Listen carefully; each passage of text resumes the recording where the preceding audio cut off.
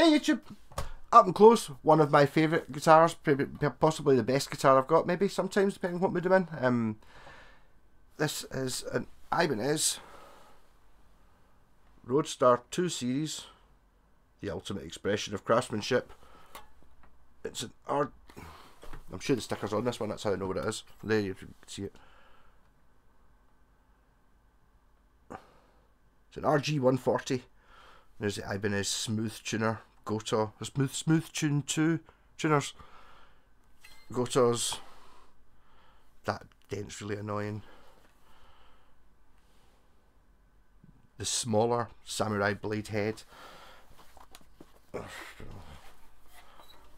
Bought a neck that said made in Japan in the back. A86. A probably means January, maybe. I don't know. But 86 is the year.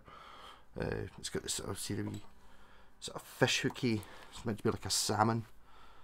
There and there. A tremolo in the back. An Ibanez hard rocker, I think. Bridge. You can see this metal bar here. That's fixed to the body. And this is like a blade that fits into it, and it works really, really well. That's a Super 70, and these are Super 5s pickups. It's also got a push-pull tone pot, which I replaced with one that when you push it in, it pops up, so you know it's single coil, and it's in, or it's up. Whereas the ones that were in it, although they work fine, you couldn't tell by looking at it. It doesn't really bother me in this guitar. It just splits that, and then 5-way switch, and then these are Ibanez. I can't remember the Sure-Tune knobs. Kind of expensive if you want to buy them. They're just plastic. They're all right. And this isn't the original bar, but it fits quite well.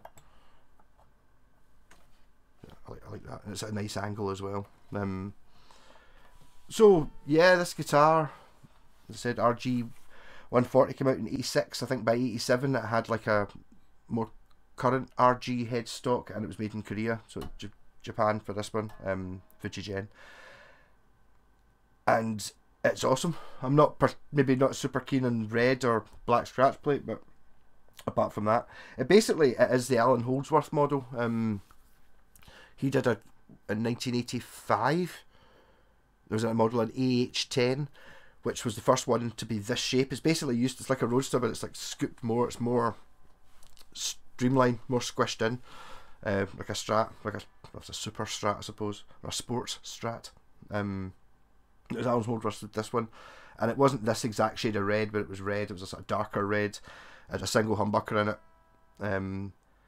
I think it had this bridge, but it was made of aircraft grade aluminium, and I think it had a slightly smaller string spacing. It was like a 50mm string space instead of 54, something like that. And he obviously had a signature pickup in it, but body basswood, spec'd by Holdsworth himself. He also spec'd his one, although it's only a single. It had a tone chamber here, which this one obviously has as well, because there's pickups in it. But I kind of think it's made to. I quite like the way it's meant to look like the idea of a certain angles, like there on a stage going like that. Oh, he's up there. I put a man rocking it with a single humbucker, pure rah, and it's like pure. No, I do actually have single coils as well, but you can't see them because they blend in. Or they probably did blend in before they get manky. Yeah, so I mean, super simple.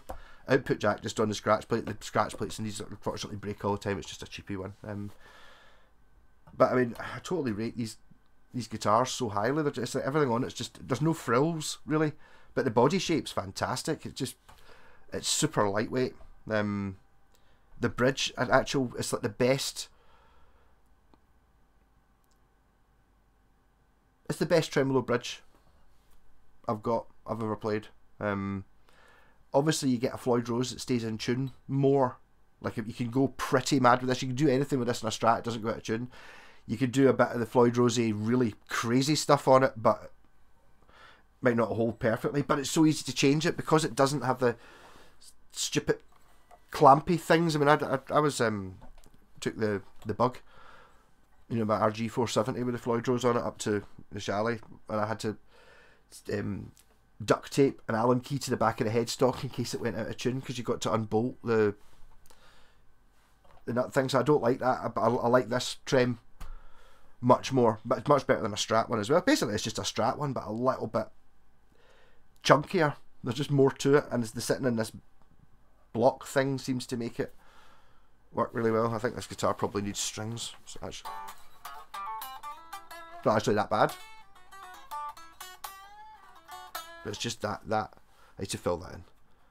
But I mean, apart from that, there's not. I mean, it's not in perfect nick, but I mean, it's good, honest nick. I mean, it's 1986, so it's like 39 years old. Jesus, 38 years old. But yeah.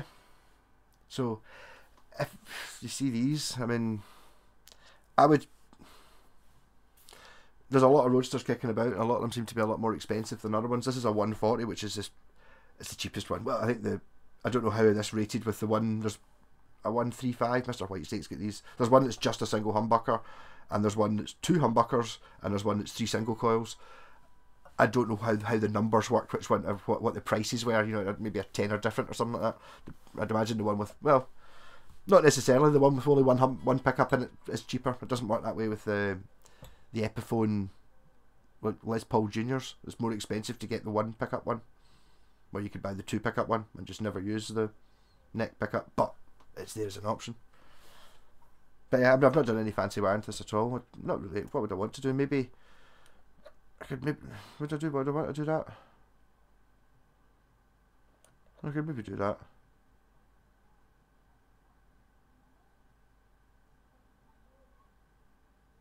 Sorry, I'm thinking what would lose. No, so what I'll do is, rather than it just being a coil split, what I'll make it do is when it's coil split, it'll hard lock it in, Gilmore switch it as well on, which means I'll get coil split and I'll get a Gilmore sound when I'm in the neck position, and then it won't make any difference for the rest of it. It'll just be position the single coil, and then yeah, and then just a single coil. Yeah, all 3 on. Yeah, okay. I might do that. Doesn't really need it. I really love the sounds in this, but I mean, it's like, but positions 2 and 4 are fantastic in this guitar. It doesn't have auto coil splitting. I intentionally didn't wire it with auto coil splitting, but I might do that later.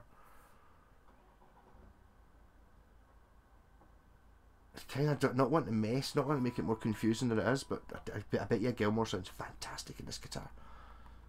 Because I mean, if positions 2 and 4 sound good, then, and sometimes the Gilmore bits can sound equally as good, perhaps maybe even better. Telecaster sound. Yes, I may do that. So I mean, if anyone's got ever want to trade in I rate this much higher. I've not said this before online. I've rated this much higher than the earlier ones. I prefer this to the Blazer. The Blazer's nice, but the Blazer, kind of, for me, it kind of dips a bit and then comes back up in 1986 with this one. The ones before this are kind of quite heavy and they're still pure amazing, but this was just a wee bit special. And the Blazer's pure ridiculous with its entirety of brass. I might actually do that video next. It definitely needs strings, but then again, and it's also got a really terrible paint job. But you get to see the brassness of it. This is not. It's just simple. Love it. Rock on. I'll talk for that one. Hey, I'm doing imagine these under 10 minutes every time. This is great. I'm just doing a bank of these. So someone asked me if got a collection of all my guitars, so I might as well just run through all of them. Just do them sitting doing afternoon, which means I don't need to do a video every day because I've got one of these I can just plop out. So. Greetings, random day, whatever this happens to go out at in the future. Like and subscribe, rock on. I put all these in a playlist as well, so you can run through them. And if you're really, really struggling to get to sleep,